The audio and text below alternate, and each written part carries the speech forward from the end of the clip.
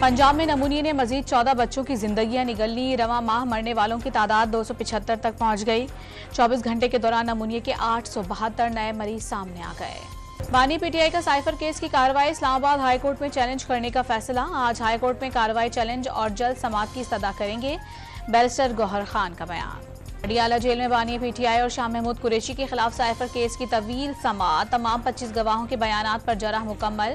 बानी पीटीआई और शाह महमूद कुरैशी को सवालनामा दे दिया गया। सवालनामे में 36 सवालों के जवाब मांगे गए हैं। बानी पीटीआई और बुशरा बीबी के खिलाफ तोशा खाना रेफरेंस हतमी मराहिल में दाखिल। इस्तग़ासा के गवाहों के बयानात मुकम्मल।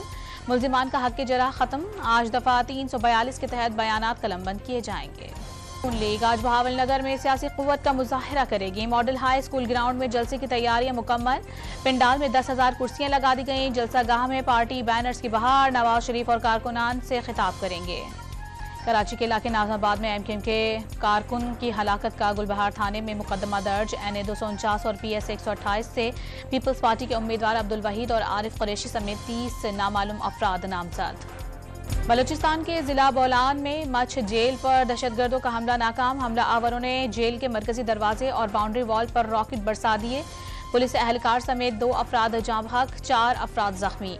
सिक्योरिटी फोर्सेस की जवाबी कार्रवाई में 2 दहशतगर्द मारे गए। ईरान के साथ जंग नहीं चाहते। मालूम है उर्दन हमले के पीछे ईरान है। अमरीकी फौजियों पर हमला तनाज़ बढ़ाने के लिए था। जवाब अपने शेड्यूल और मुंतखब तरीके से देंगे। तर्जमान अमरीकी कौमी सलामती जॉन कैरबी की ब्रीफिंग। इसराइली फौज का अक़वाम मुत्तहिदा की पनाह गुज़ीन स्कूल पर हमला। 10 फलस्तीनी शहीद। 24 घंटे के दौरान 215 फलस्तीनियों ने जाम शहादत नोश किया। सेहूनी फौज ने नूर शम्स कैंप पर पानी की लाइनों को तबाह कर दिया। सड़कें उखाड़ दी। हमास ने जवाबी कार्रवाई में इसराइल के कई टैंक तबाह कर दिए।